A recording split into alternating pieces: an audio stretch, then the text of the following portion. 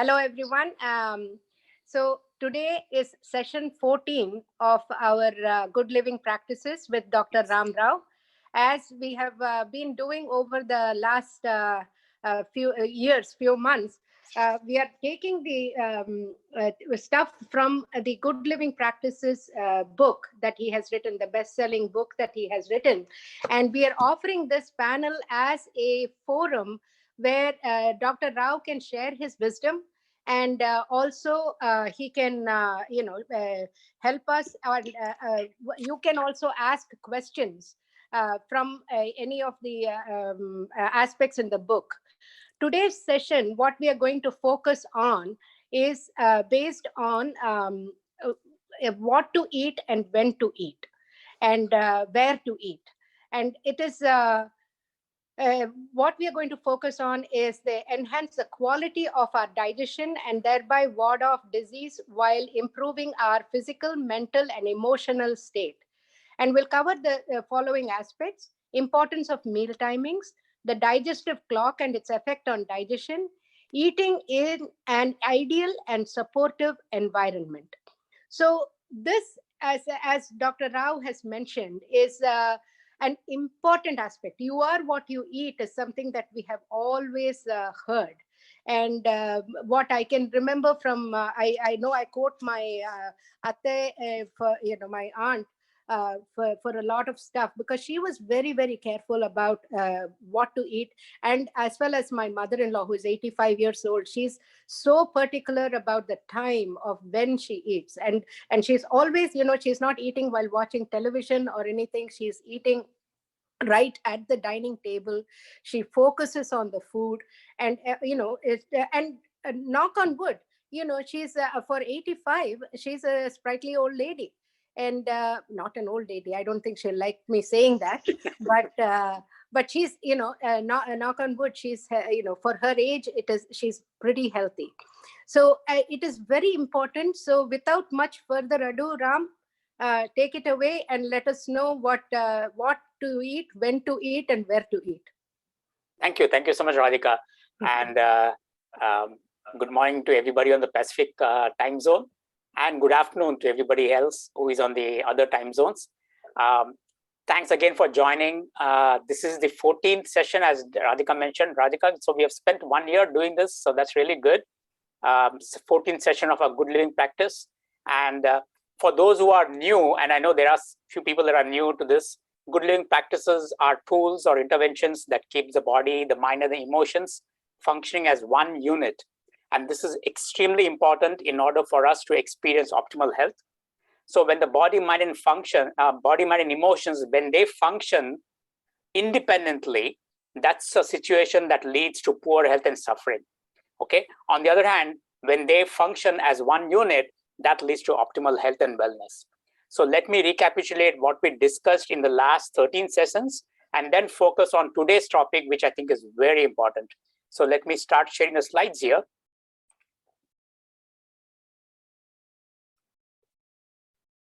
All right. So as I mentioned, in the last 13 sessions that we focused on, we talk about the importance of mindfulness while cooking and eating in order to achieve optimal health. And today I'll bring back some of those topics. We also saw the benefits of physical exercises and also mental training exercises in order to improve immunity at all three levels: body, mind, and emotions. And I mentioned very clearly that immunity, which we are hearing now these days, thanks to the pandemic, immunity is not something just physical. Immunity is also at the level of the mind, and immunity is at the level of emotions as well. And unless we achieve immunity at all three levels of body, mind, and emotions, we are going to fall prey to a number of diseases. In one of the sessions, I also discussed the importance of selfless service or seva to bring harmony to the body, mind, and emotions. We also discussed the importance of bringing in harmonious impressions through the five senses. The five sensory organs are the five gateways or the five portals through which we bring in impressions from the outside. And these serve as filters.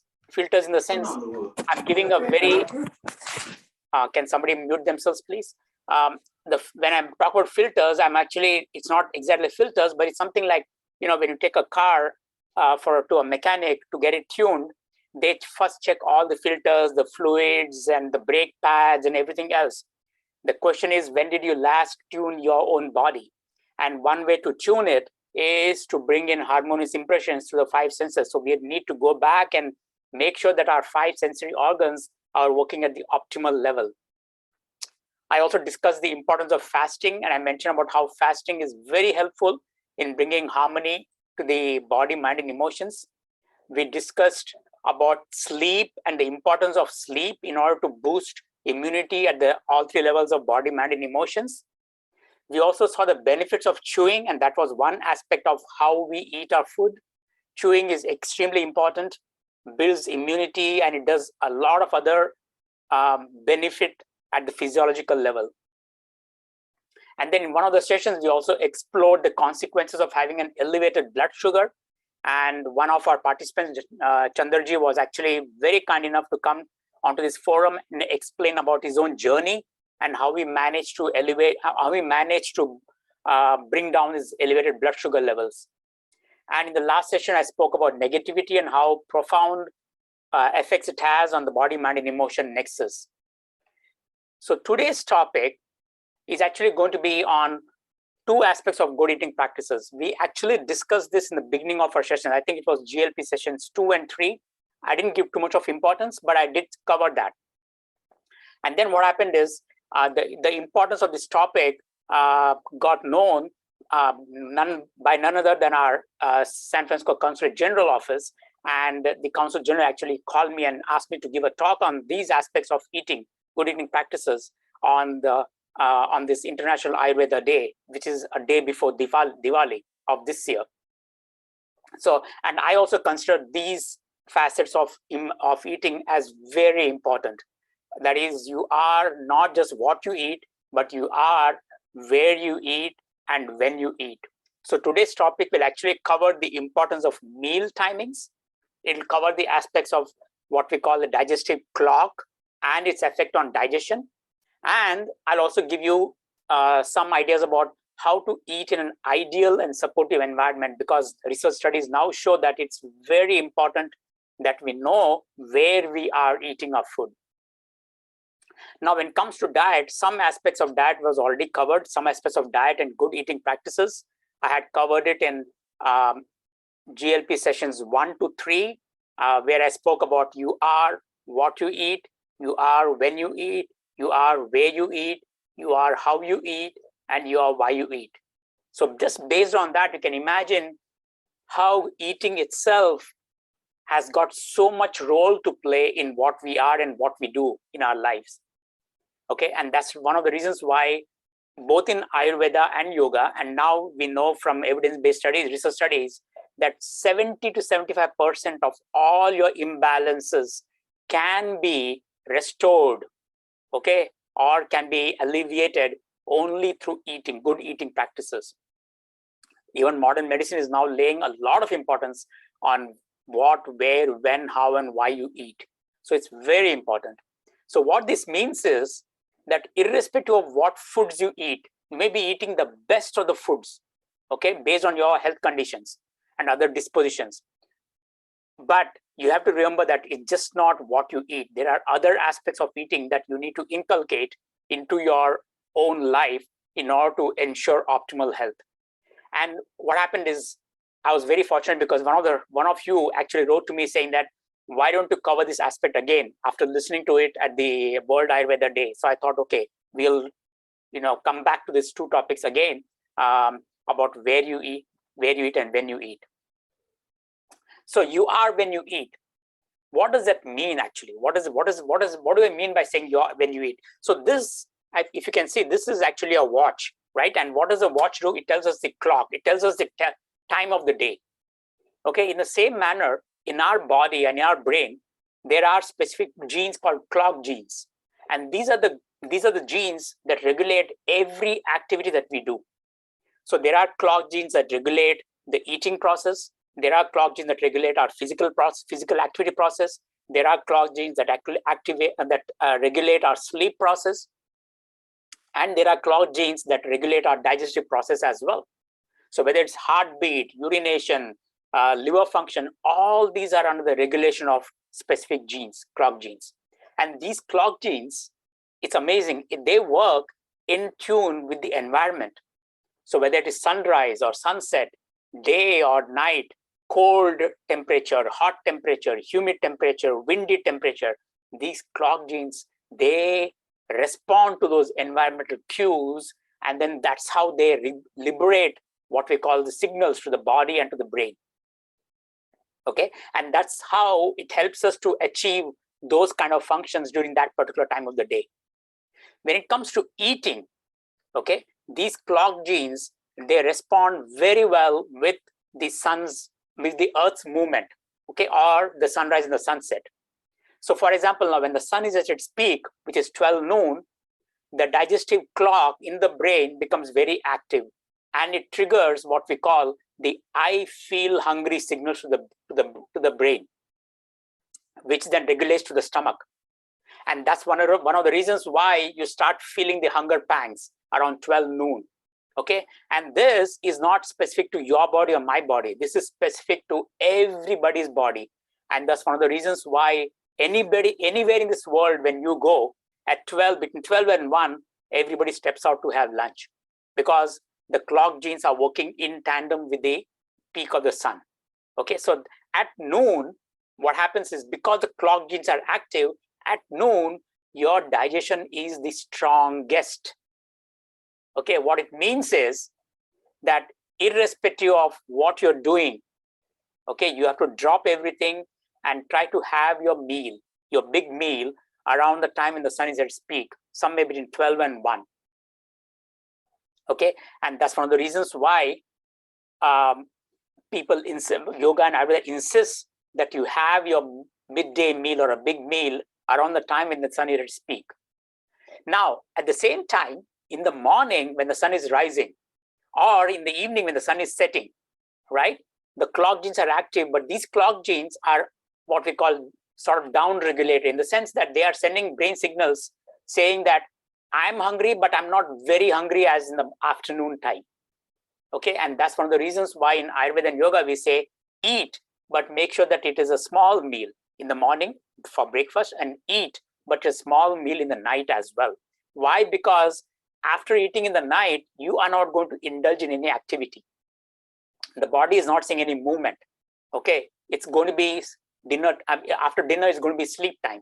So that's the reason why the clock genes are saying we want to eat, but let's make sure that we don't eat too much. Okay, that's the reason why your appetite in the evening is a little less compared to what it is in the afternoon. And it is for this reason that both in Ayurveda and yoga and Vedic sciences, the advice given was that you need to have a big meal in the noon when the sun is at its peak. Okay, and now it's so interesting. This is substantiated by evidence-based studies. There are so many studies now to show that people who eat their big meal between 11 and 1 p.m., okay, that's the time when the sun is at its peak. And these are the people who tend to suffer less from metabolic disturbances. These are people who tend to have less amount of physiological disturbances. These are people who can easily lose their weight.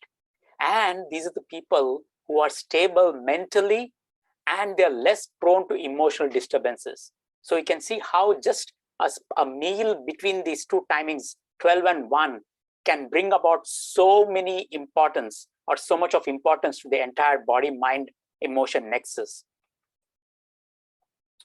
Now, the question is, do you wish to have a good digestive fire and improve your immunity?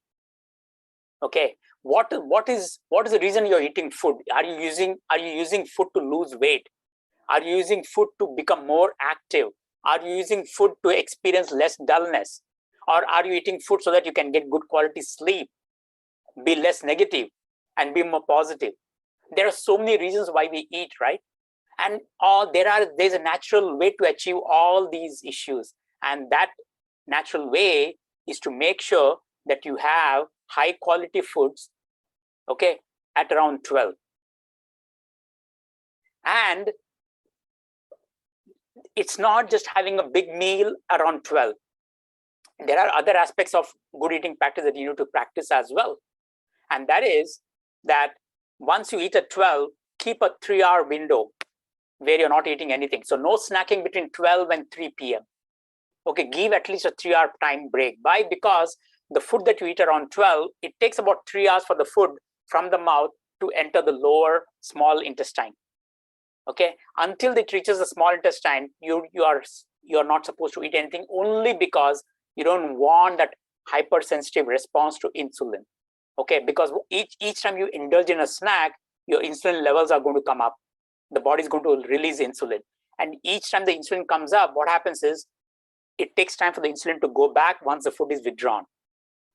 If you keep on stimulating your body to release insulin, a time comes when your body becomes less sensitive to insulin, and that's where people start experiencing diabetes.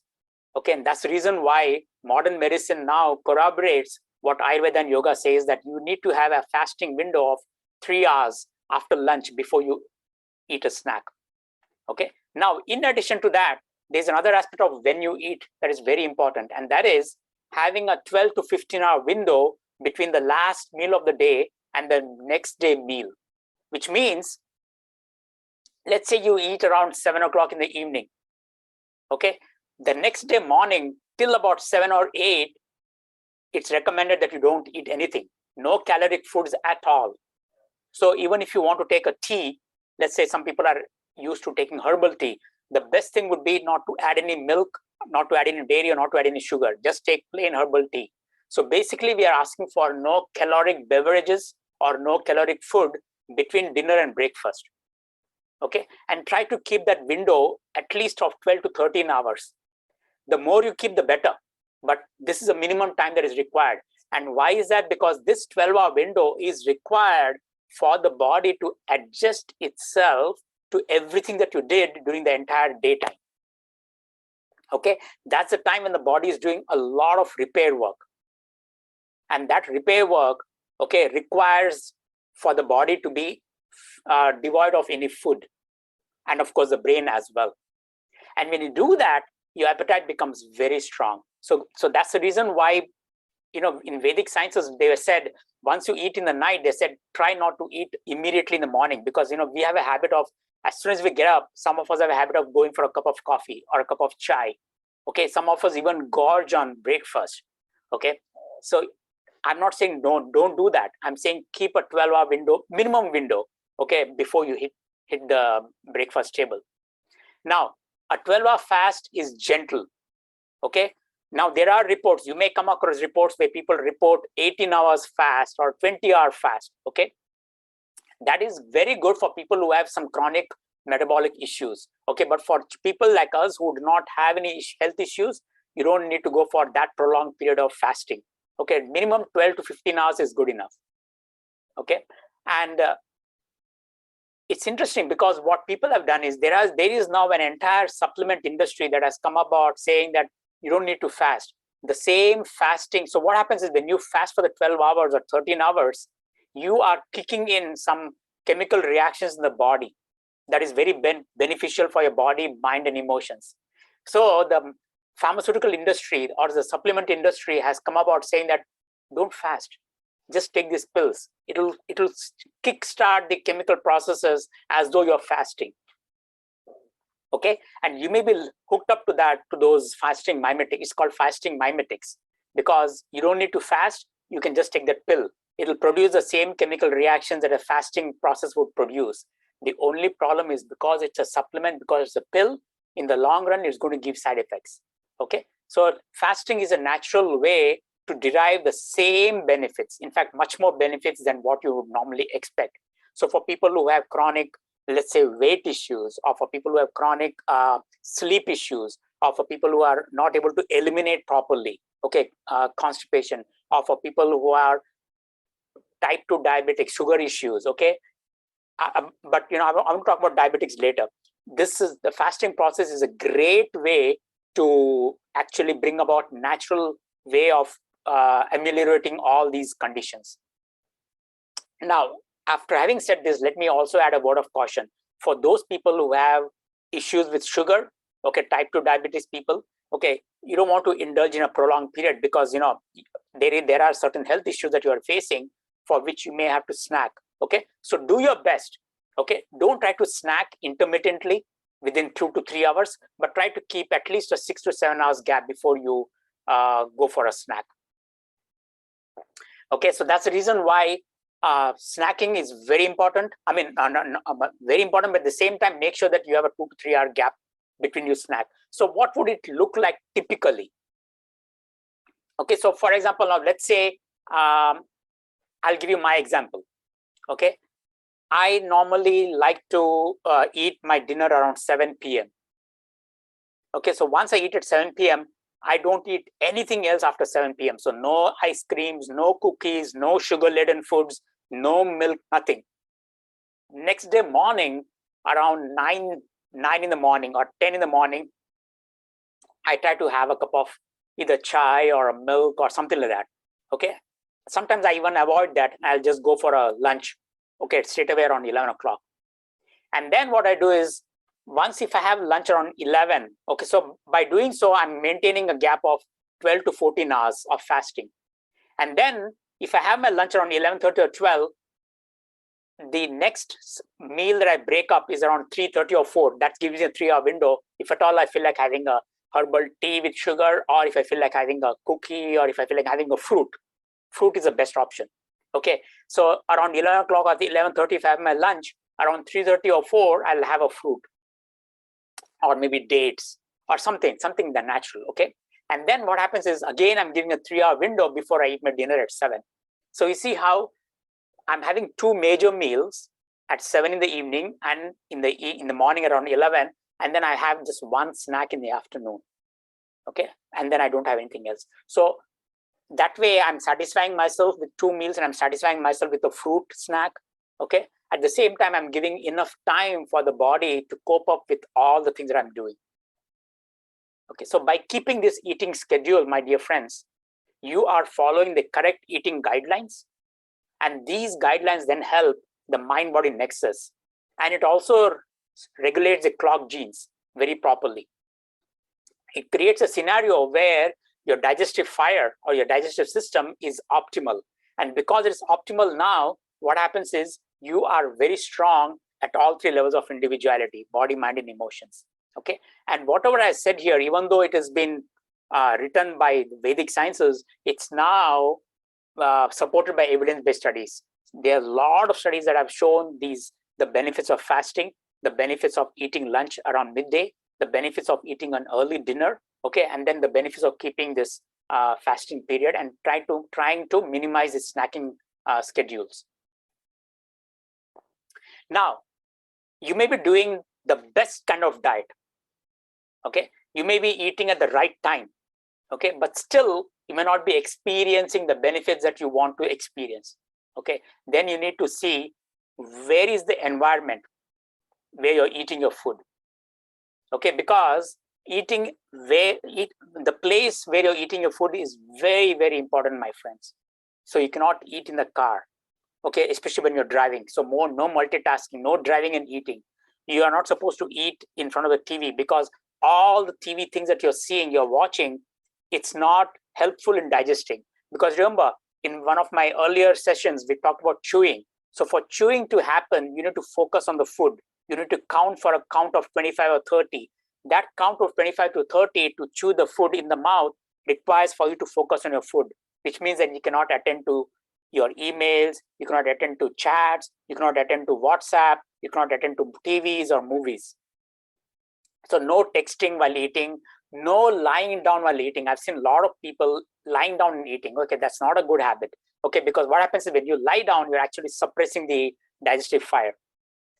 Notice your surroundings. Is it noisy? Is there a lot of disturbance? Is there a lot of dramas going on?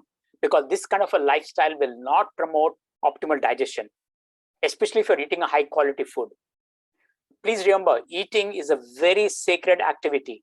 Why? Because it's the activity that comes with eating is actually a transformative energy that sustains you, that sustains who you are, that allows you to accomplish your goals, that allows you to achieve your ideals, that allows you to support your family. Okay, so that's the reason why eating is a very sacred activity, and it should not be accompanied by other tasks. Loud and noisy environment can disturb the mind when you're eating. So mindful eating calls for 100% attention, focus, and awareness on the food that you're eating. So which means that you have to sit at a place where you're not going to be disturbed at all. And if you have decided to chew your food, my friends, then you need to count on the food, on the chews. Okay, and these sacrifices are worth it, because after all, it's going to help in building an optimal digestion and building who you are. Now, when I first came to this country 21 years back, we used to have very commonly what we call the brown bag meetings or the lunch meetings, where people would come with their brown bags, the paper bags. And the brown bag will have a sandwich, it'll have an apple, it'll have a packaged yogurt, and then everybody would open their brown bags and then start eating their food while attending to either a seminar or a conference or a talk or a meeting. There were a lot of meetings that were scheduled around the lunchtime. Okay, and the problem is you cannot avoid those meetings, right? So you're supposed to sit there, and you're supposed to even provide input to the meetings, either in the form of questions, in the form of deliverables, in the form of goals, everything, which means you're supposed to talk. The question is, you have to eat and talk. That's a no sin, right? So, and then a person sitting next to you or the person sitting in front of you is blowing their nose because something was very spicy and you get disturbed and all that. So you can see how sitting in a luncheon environment is not desirable at all. Your mind is not at all focused on what you're eating. The noise becomes an issue. The talk becomes an issue. The debates become an issue. Sometimes you may enter into arguments. Sometimes you may enter into debates. Okay, all this can cause disturbance in the mind. Emotions can build up. So you see how just a small activity called lunch meeting creates a not so conducive situation where you're totally disturbed. So my suggestion is, if at all you have to attend a lunch meeting, try to do so, but try not to have your lunch. Either you eat before your meeting or you eat after your meeting. And to me, I have not had any hesitation in telling my group, saying that you can go ahead and eat, but I'm not going to eat. Okay, I either eat before my meeting or I eat after I come back from the meeting, because that, to me, that is a better way in order to ensure that I get proper nourishment from what I'm eating. In addition to the environment where you're sitting and eating, Vedic sciences also lays a lot of importance on where the food is being cooked. Which means our kitchen. Okay, so now after this talk, go back to your kitchen and see how your kitchen is. What's the state of your kitchen? Is there a lot of clutter? Is there a lot of dust? Is there a lot of impurities? Is there a lot of noise? And usually what happens is our kitchen is an extension of the living room as well. So whatever is happening in the living room is happening in the kitchen as well. Dirt, impurities, social gatherings. Notice in this present day world, especially in this country, when we have social gatherings, everybody moves into the kitchen because that's where most of the activity is. It's so interesting because Vedic sciences always said there was a reason why we were told not to bring in footwear, especially into the kitchen. And there are several reasons for that. Okay, we were always told to park our footwear outside of the entrance door. Can you believe there are research studies now that show that one of the most common ways by which microorganisms enter into our kitchen or gain entry into our body is through our footwear? And this is a beautiful study. If you want to have the study, let me know. I can send you the PDF. What they did was they took samples of the footwear, they took samples of the door handles, they took samples of the kitchen floors, the kitchen gas, the stove area, the vessels that you use, and guess what? The footwear was the largest area of contamination. And when they brought the footwear into the kitchen environment, because of the moisture there, because of all the food particles there, it got contaminated with the microorganisms. And that's one of the reasons why we were always told to leave the footwear in the kitchen. To leave the footwear outside of the kitchen. A kitchen is considered to be a very sacred place, my friend.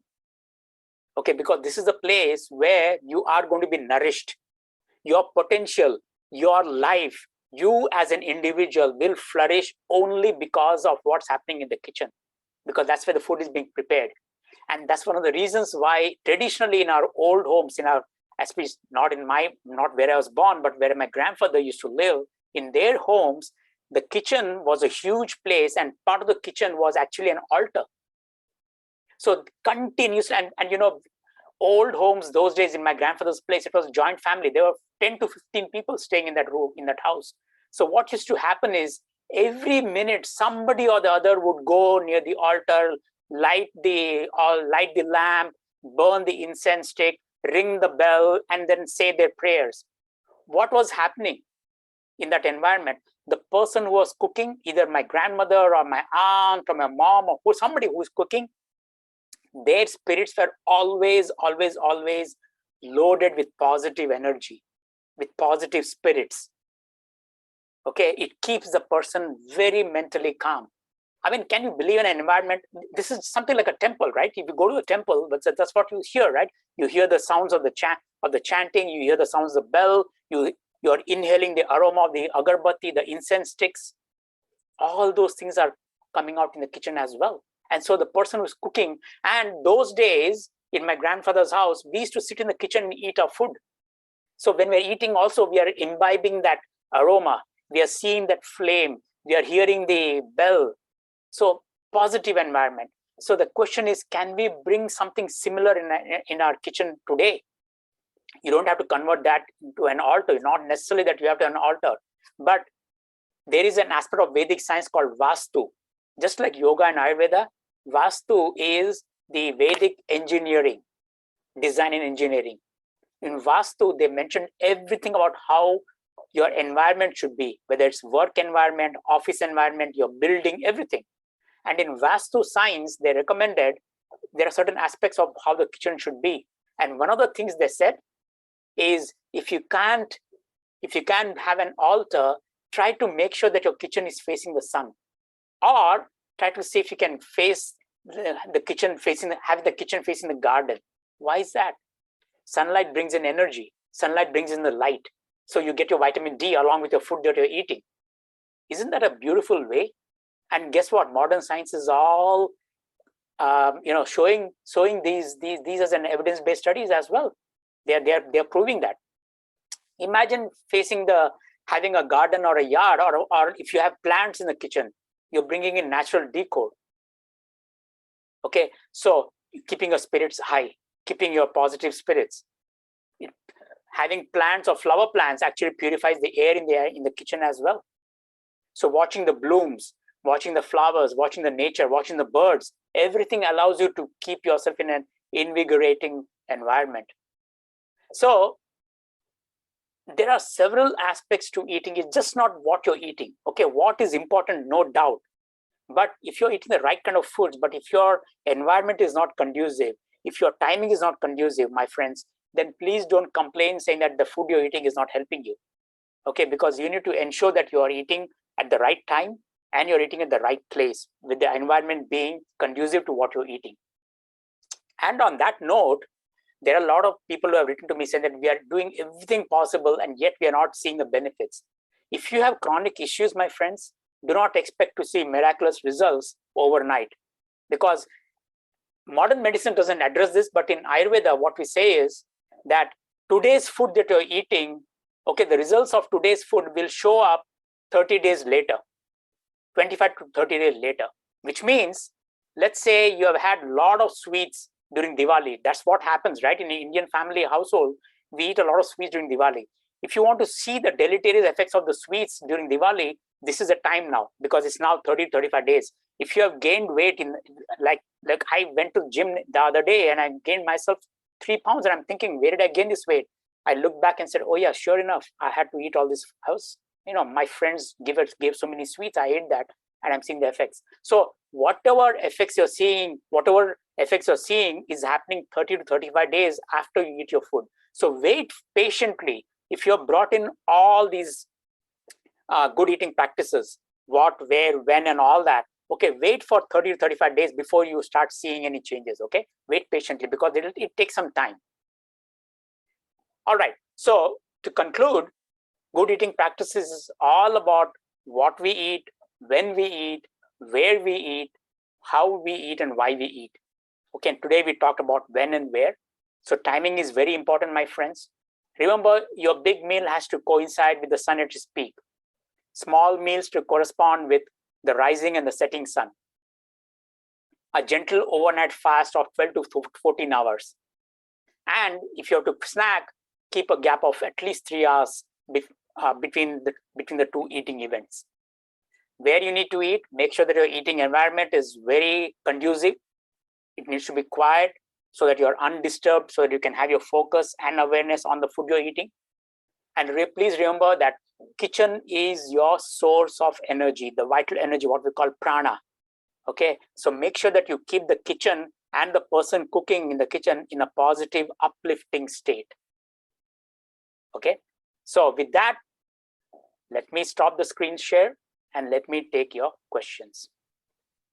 Thank you so much, Ram. That is really, yes, it is stuff that we know, but it is good to have this kind of a reminder about it, frequently, because we tend to forget. One of the things that I remember is, this was a few years ago that I remember seeing something. I think it was a program on TV, and they were saying about, the stomach is like, they had an analogy of the stomach with a glad bag, trash bag. And they said, imagine your stomach, and this is the amount of food that you put in. And so, like, for example, they put in the glad bag, they put in like 1 cup of coffee, some pancakes, hash browns, and orange juice. That was the breakfast. Then they put in like a sandwich, thick bologna sandwich. I mean, it was a meat thing, obviously. The thick bologna sandwich, no salad, and a big Pepsi. And then after that, there was in between, there was like another Pepsi, or and so it just that there was stuff that you did not need. And the glad bag, how it stretches, the stomach was also stretching. And with all the stuff that you do not need. Right. So that it is, and you do not need, and which is actually harmful to your body. Yes. And the one thing that really stuck with me was one of my first bosses. She had a habit of, as soon as she would come in, there was a vending machine with soda and everything and I would hear the chiching, and her day will start with a diet Pepsi. Okay. And she would have like 7 or 8 diet Pepsis, and she wasn't eating anything other than that, because she was. But what happened with that was her hands, and she was like 10-15 years younger than I am, and her hands were like shivering. And this was when she was the effects of the caffeine or whatever Right. it was. It Right. was like shivering, and she was only in her mid-30s at that time. Absolutely. And so it was, and that really stuck with me as far as, and why we should watch what we eat. And, so. Right. So I'm glad you brought that, Radhika, because in Ayurveda, there's a beautiful statement. What they say is, for breakfast and dinner, they say the amount you should eat, because those Yes. days they had to explain to the people, right? And it was all in slokas. Okay. Yes. So somebody had to interpret that. So the way they did it is to make people understand. What they said is, to eat your breakfast and dinner, make sure that the food that you're eating fills up 1 fist. Yes. Okay. And then for lunch, they said, when the sun did speak, they said for lunch, your meal should fit two fists. Yes. So you can imagine now how much, can you believe when we enter the restaurant where they're serving the Indian buffet? Yeah. I'm sure it is more than 2 fists. I think it is like 5 or 6 fists. And imagine if our night dinner, I know a lot of people, they say, and I keep getting these complaints from a lot of people. They keep saying that, we don't have time to eat our lunch. So we eat a very hearty dinner. I'm saying, what is a hearty dinner? They say, oh, we combine 3 meals into our dinner. And, my friend, the problem is after that, you're going to be doing minimal activity and sleeping. So that's not all good. It's more than 1 fist, because dinner calls for you to have your food only that fills 1 fist. So that's another great way to indicate, if you think this is good, think about that. How much you're eating is how much can fit in your fist. Yes. And it's very important, even in the Western this thing where they talk about an 8-inch plate where half of it covered, with vegetables, 1 portion is protein, 1/4 is protein, and 1/4 is carbs. and that should be like a portion control. In fact, that was what I wanted to actually mention, mainly because when you mentioned about lunch being the big meal, it does not necessarily mean, and that it has to be like a huge meal. Right. When I say big meal, I'm not saying it's a huge meal. All I'm saying Exactly. is that it should be more than what you eat in the morning or in the evening. Exactly. Yeah, I just wanted to, Right. I'm glad reiterate that. I know yes. what you meant by it, but I just wanted to reiterate that big meal does not Yes. mean big in the amount of portion. Correct. It should be, like you said, the two fists. And so that is very, very important. And one thing I will say is, I have talked to Chandar. Chandar has, guided me on his thing with the diabetes and reversing it and everything. And I am trying to practice that. I'm not saying that I'm able to do all that he does, but it has brought my sugar level, my A1C level down. And mainly because I'm watching and I'm concentrating more, like what you said, on the fruits and vegetables, and the whole grains and everything, that kind, and removing the or rather portion controlling the other ones. So it is that is something that is when you say what to eat and when to eat and where to eat, that is something that I have gained, and I wanted to share that experience with everyone. So and I think we are having a few questions here. Yeah, sure. So let me just start with the first question from Sriram. It is, can you include drinking water with eating wherever it is appropriate? Yes, and I'm glad you mentioned that word wherever it is appropriate, because a lot. So what Ayurveda says, and of course even modern science agrees with this, is you don't want to fill your stomach with water. Okay, because what's happening, and there is a reason. In Ayurveda we say the more fluid comes in, you're going to dampen the fire, the digestive fire. We call it Jataragni in Ayurveda. Okay, and in modern science we don't call it Jataragni, but we call digestive juices. Okay, what's going to happen is the more water comes in before you eat, you're going to dampen the fire, or you're going to dilute the digestive juices. The more you dilute the digestive juices, it becomes less efficient in digesting your food. So my best advice to you is, and in Ayurveda what they say is, and it's again so appropriate, they say if you have a tendency of drinking water, 15 minutes prior to eating, drink either an acidic based water, like either add lime juice or amla. Amla is gooseberry. Add that to your water and drink it. That will actually stimulate the digestive system. And then eat your food, okay? And then wait for about half an hour, at least half an hour, okay? At the same time, don't wait for a longer period of time, because what happens is that solid bolus of food, especially if it is a little more drier, like salads and all that, which has less of moisture, you need to have a little moisture, okay? So wait for minimum half an hour before you drink food. That's number one. Number two, a lot of people have issues with regard to how much should we drink, 1 glass, 2 glasses, 3 glasses. The debate is out there. Nobody can tell you for sure how many glasses of water is required, because it is all individualized. No two people will require the same amount of water. For example, now I know for sure that I don't need so much of water, whereas Padma actually she drinks quite a good amount of water because she needs it. I don't need it. Okay, but at the same time, respect. Don't dry yourself out, especially now. During the fall season, there's a tendency for us to dry ourselves out. Okay, you don't dry yourselves out. So keep on drinking water. You can even drink herbal tea-based water like peppermint tea or lavender tea or chamomile tea. These are very good for health. Okay, so try to moisten yourself with water, but after every meal, wait for about half an hour before you drink the water.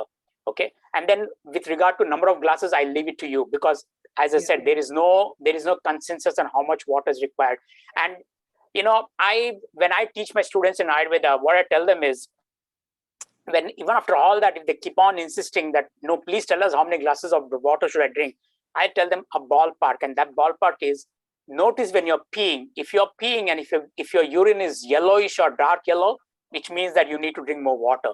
The amount of water you drink will require for you to pee what I call crystal clear urine. If it's crystal clear urine, it means that your body has got necessary amount of hydration or water. Okay, so keep that as an indicator for you to know how much water to drink.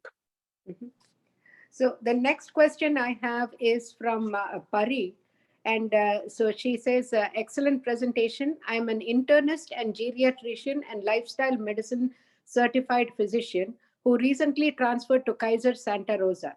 Such an important topic for South Asians with an exponential increase in vascular dementia. Can Absolutely. you please, can you please guide us on exercises after lunch? Does it help? Can you please touch on dairy? Thanks a lot. Okay. So basically, in fact, even modern medicine agrees with this, and Ayurveda and yoga also talk. Yoga philosophy, in the yoga section where we talk about asanas, they say very clearly not to do any exercises at least 3 hours after eating. Yes. The reason being simple, same thing. And you as an internist, you know better than me, but the food that you eat takes about 3 hours to reach the small intestine. So you don't want to disturb that environment by indulging in exercises. Yoga also tells you that after eating, there are specific asanas that you can do which are gentle asanas that actually promote the digestion, okay, and ensures maximum absorption of what you have eaten. Okay, there are specific asanas. I don't want to go into that details. We can talk about that later. But modern medicine says that if you have to exercise after eating a meal, so don't indulge in very hard to labor exercises. Go for a walk. Walking is the best exercise after a meal. Not immediately, but 3 hours after a meal. So that's what I do. What I do is after my lunch, before I start, I have to come back to my office, right, to work. And then what I do is I take a gap of 35 to 40 minutes, around 3:30 to 4. That's when I go for my walk. And there is one more reason why I do that, why I do it in the afternoon. Remember, I talked about clock genes, right? Now, there are similar kind of genes in the brain that stimulate the knees, the spinal cord, and the hips for exercise to happen.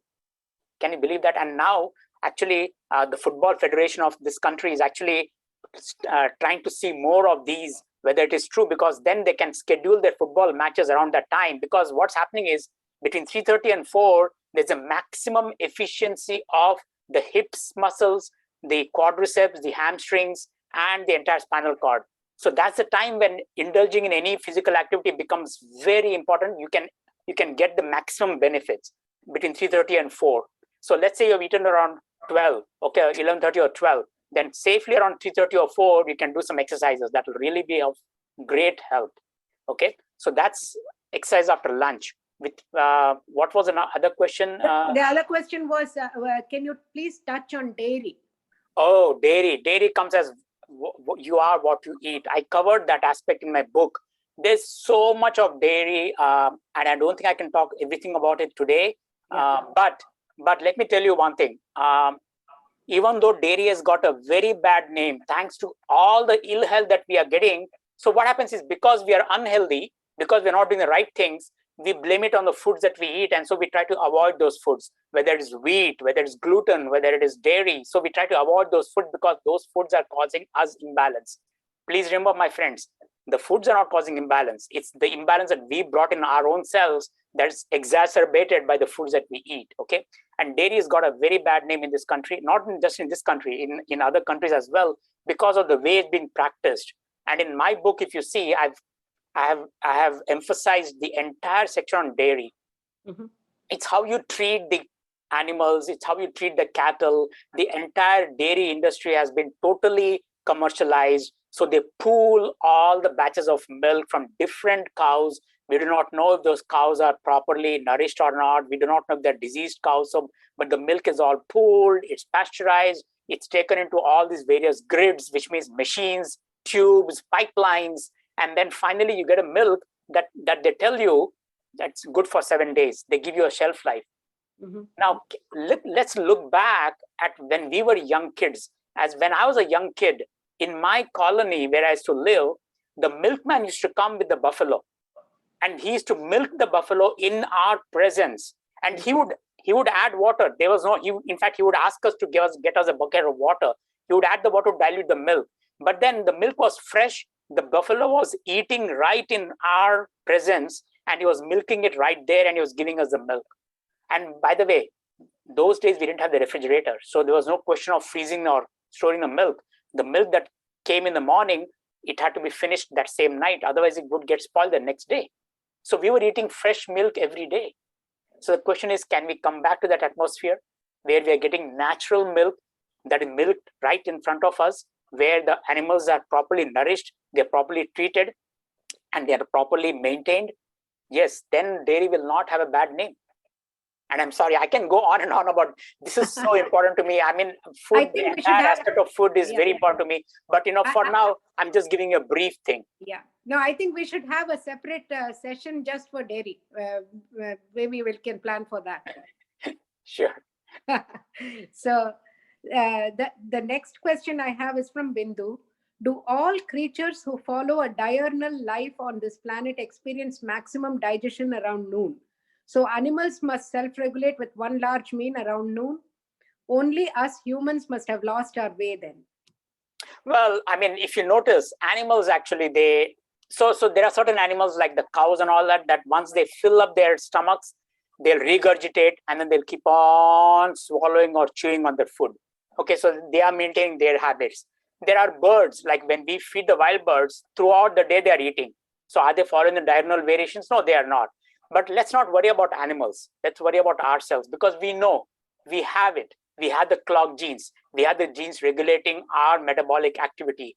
We have the clock genes regulating our digestive capacities. Okay, so let's follow our schedules the way we have to follow it in order for us to experience that maximum optimal being or optimal health. Right. So, and yeah, definitely we have lost our way for sure. For sure, we have lost our way. I mean, when was the time when we were young, Radhika? We never had packaged foods. We never had packaged snacks. Everything was prepared by our moms. Yeah, even the kurkurams, those kurkurams and those murkus, everything was prepared by moms. We never had it from the packaged things. Packaging food industry is very recent. Okay, refrigeration of foods is very recent. Frozen foods is the norm of the day. Packaged meals is the norm of the day. So yes, it's we who created it. It's we because of our lifestyle. We have gone away from our clock genes. Yes. And that's actually a good segue to the next question, because I've been thinking about that, about the freshness of the food. And the thing is, our ancestors, or in previous generation, they were eating the same thing. Why are we getting so many diseases and everything? And yes, part of it could be that they are logging, they're collecting the data on these diseases now, and they weren't at that time, so we don't know. That's a separate issue. But as far as the healthy lifestyle is concerned, we can go by whatever we have. As far as your family is concerned, Ram, or my family is concerned, but I have seen they have lived for healthy lives up to the end. And it's a good segue to the next question that Shankari has. Does the posture, like sitting down, sitting on the chair, and standing and eating, make a big difference? And this actually brings to my mind, you had shared one picture in your presentation about everyone sitting down on the floor with the banana leaf. That has changed. Now we sit on the chair and everything, and we sit at the dining table, or we sit in front of the TV and hold it in our hands and eat. Different things. The sitting down, that is something I do miss, especially when sitting down and eating. It used to have a different sense of feeling, and after eating, getting up and then cleaning that area. When my job was to clean that area, and bend down and clean that area that we had eaten at, and so that was the exercise without your knowing it. Yes, absolutely. And so this is something, if you can answer Shankari's question, does the posture, like sitting down, sitting on the chair, and standing and eating, make a big difference? It does. It did make a lot of difference. Again, in my book, I mentioned about that. And modern nutritional guidelines tells you that it supports what Ayurveda and yoga talked about. There is a reason why in the olden days, back then we didn't have furniture. We didn't have table. We didn't have chairs. We were sitting on the floor. Notice one thing, when we were sitting on the floor, what happens is automatically, we cannot slump, because then we cannot reach our food. So to reach our food, we have to keep a tall spine. And that tall spine, and then going forward and reaching our food, helped for the food to go very, very cleanly. So it's as if the channels were open wide for the food to travel through. Right. Compare that to today's age, where we are actually either sitting on the chair, or we are keeping our postures in a manner where we are slumped. Either we are slumped, or we are leaning back on a reclining chair and eating. All those postures make a lot of problems, especially for people who have gastric issues like GERD and acidity and IBS, all those digestive issues. You have to have a proper posture before you sit to eat, whether you sit or stand to eat.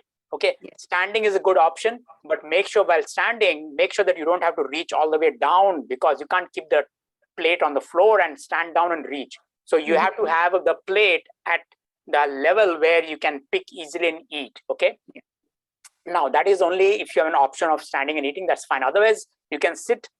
Even if you sit, make sure that even if you sit on a chair, make sure that you sit tall. Don't slump, because the minute you slump, which is a tendency for all of us to slump on the chair, you are going to compromise your sitting posture, and that's going to affect your digestion. So very, very important that you have and I mentioned that in my book, posture is extremely important, especially for people who have digestive issues. It's very important that you adopt a good posture. Yes. So the next one is a comment from Parish. He's saying, thanks a lot, excellent. And I want to share, can you please let us know your book? Pari, in case this is the book, Good Living Practices. And if you would like to purchase it, definitely, we have it at NBHC also. And part of the proceeds go to our thing, thanks to Ram's generous donation. And so if you like it at any of the other events, yes, it is on Amazon also. It's on Amazon, Target, Walmart, Bookreads, Goodreads, Barnes & Noble, all the online stores have it. Yeah. But and if you want, any of the but if you buy it from Radhika, you're actually doing a selfless service because you're donating to the temple as well. So that's another way of buying it from Radhika. That's right. So yeah. And so if you want it, please let me know. And, we would be happy to help you with that. The other thing is about, comment is from Satya. And Satya says that, thank you, Ram Garu. Excellent session as always. Drinking more water, 2 to 3 glasses of warm water when we woke up in the morning. Is it good? Yeah, it is good. And Ayurveda definitely recommends that. But not for everybody again. So for people who have, what happens is people who have acidity, okay, what we call as acidity is a situation where the acid from the stomach lining actually leaks out and enters the esophagus, or it enters into the stomach itself, and you get this burning feeling, okay? And some people have it like a chronic issue where throughout the night they have it, and then in the morning when they wake up, they are totally, it can create migraine headaches, it can create eye pain, it can create pain in the spine, pain in the chest as well, okay? So for such people, it becomes very important that as soon as they get up, now you're not supposed to eat, right? Because your digestive system is not yet equipped. It's not yet 12 hours gap to eat. So the best way to get over that acidic feeling is to have 2 to 3 glasses of warm water, which is really helpful. But for all of us who do not have acidic issues, my suggestion is just go for a glass of water. Glass of warm water is very good. I do that as soon as I wake up. The first thing I do is I go for a glass of warm water.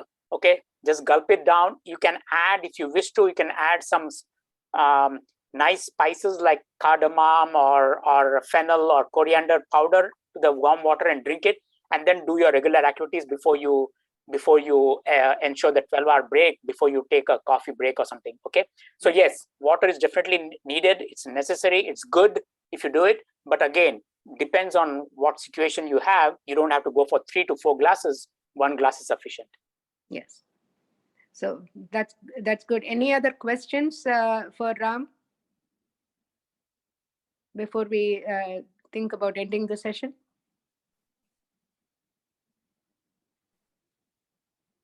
Okay. Just a quick question. Eating anything makes a difference, right? Does the tablets also count? Because some people eat the tablets as like a breakfast amount. I'm just kidding. So absolutely. I mean, what does the tablets contain? Basically, it contains all chemicals, right? Exactly. If it is natural tablets, it contains a lot of herbs. So basically, the digestive system is going to function the same way as it functions when you eat your food. So it does count. I mean, especially if there are people who are eating like 15, who are taking 15 to 20 pills at every session. And it makes a big difference, because what happens is it impairs your digestive capacity. It impairs your digestive, what we call the Jataragni, the digestive fire. So for people who consume a lot of medications, there's a totally different ballgame. We have to address, not just what you eat, but we have to address things like where, when, especially chewing becomes very important for such people who are consuming a lot of medications. Chewing really helps. And then, they have to eat smaller meals, because they can't eat in the sense that they can't take a large portion. So they have to take smaller portions and maintain a 3-hour gap and keep eating those 3-hour, those smaller meals at that regular intervals. Yeah. Okay. Thank you.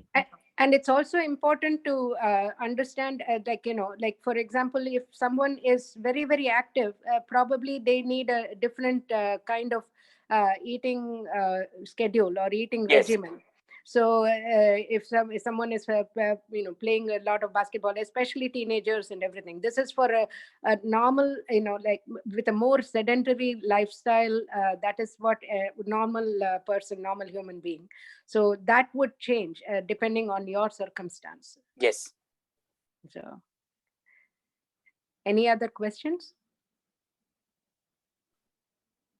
So I think. Ram, another successful. There was one question on the. Oh yes, sorry. I'm sorry about that. I forgot that one. Yeah. So one question is: do you cook?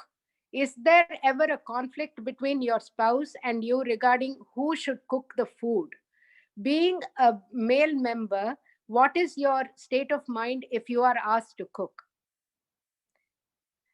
And then the other question was, you answered this one, and I'll ask the other one. So I do cook. Yeah. And Padma actually is listening to this talk, and I think she'll definitely tell the audience, she'll agree with the audience that I cook very good food. There's no doubt. I mean, she enjoys what I cook. Mine is not the typical way of cooking, in the sense that I make it more Ayurvedically, so it's not very spicy.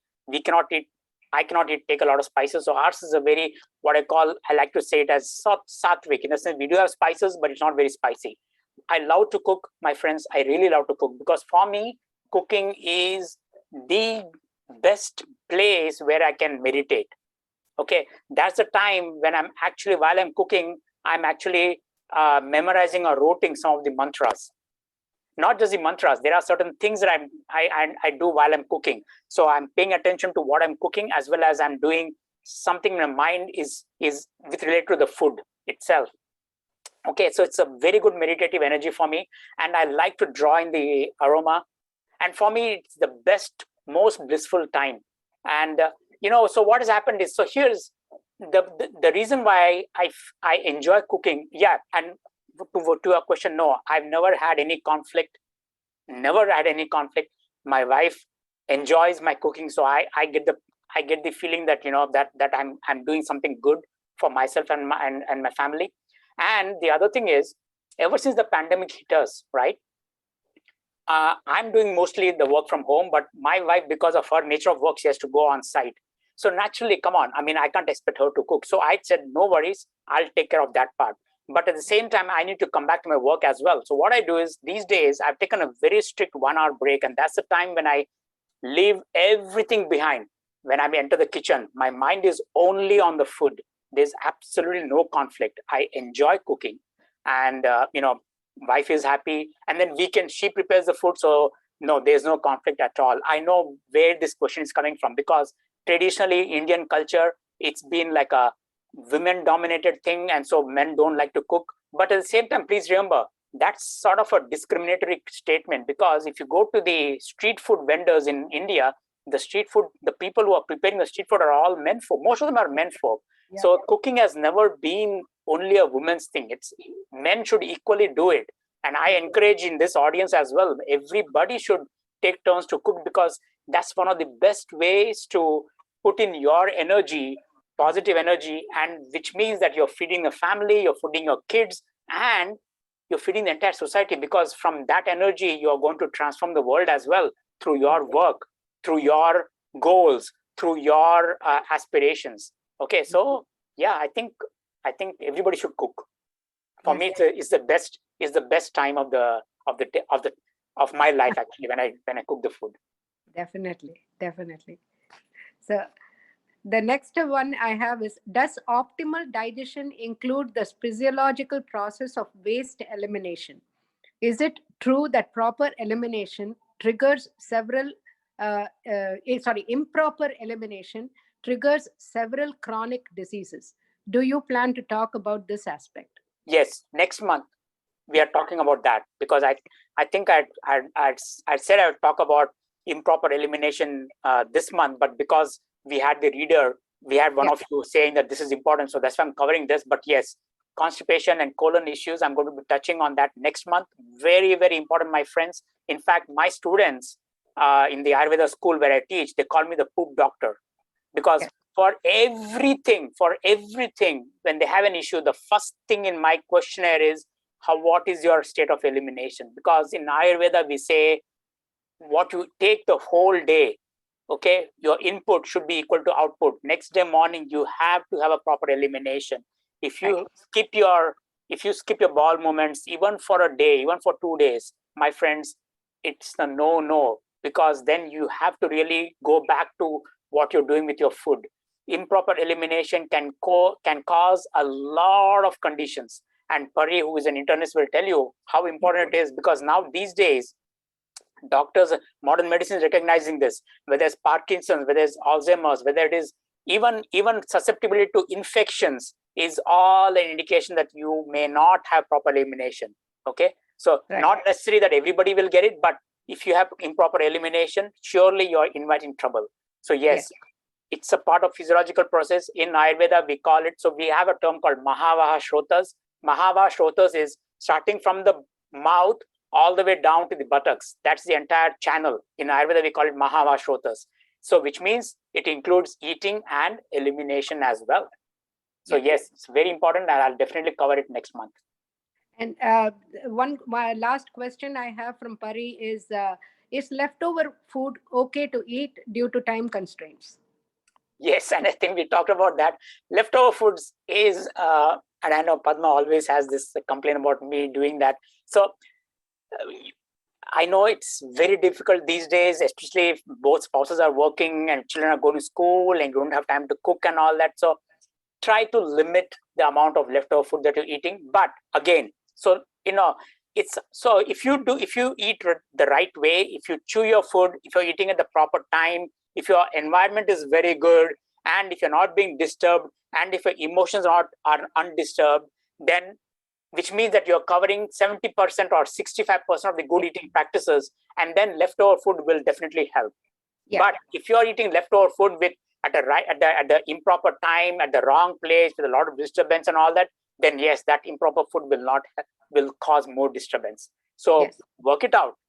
Listen to go back to where your practice is, your lifestyle is, and if everything else you're doing correctly, and if it's a leftover food, please, no worries, don't worry about it. Because weekends are the time when we try not to eat leftover food, but weekdays it may be a challenge, but it's okay. Try to make sure that try to make sure that other practices are what you cover for that leftover food. Correct. And it is mainly like, I love the word that you use, Ram, it mindful eating. And Bindu has said mindful cooking. That is what we have to keep in mind. It's not going to be perfect all the time. You may slip, but then get back on that log and balance yourself. That's the main thing. Absolutely. And and I think we have the question about sharing previous recordings from Anita. Anita, we have it on our YouTube channel. We will share it in the group, in the WhatsApp group, and you will be able to see all the 14 sessions. We'll be uploading this latest session soon, but all the previous sessions are available in that. So thank you very much, Ram, and really appreciate your time and your selfless service. And as you all know, this is a thing that an initiative that we have taken in collaboration with North Bay Hindu Center. And North Bay Hindu Center, we are trying to get a temple established and a community center established in the North Bay. And we request you for your donations. And we, regardless of that, we were going to continue making this as long as Ram is available with his time. And we are going to put in the effort. So please keep your questions coming. Please let us know if any other topics need to be connected. And we are also looking for you to, share your experiences, Right. just like Chandar did, so that we can, others can also benefit from this. So please do that, and so that we can plan. We are planning for the next year, and we will see you in January. Thank you, Ram. Thank you, everyone. Yeah, Happy New Year, everybody. And Happy thanks New again. Year. Without the audience, Radhika, we cannot, and without you and without NBHC, I couldn't do this. So thanks to you, thanks to NBHC, and thanks to the audience as well. Thanks to the audience. You are a critical part of it, Ram. Thanks for sharing your wisdom. Absolutely. Thank you. Happy New Year to you all. Happy New Year to all of you. Thank you. Thank you.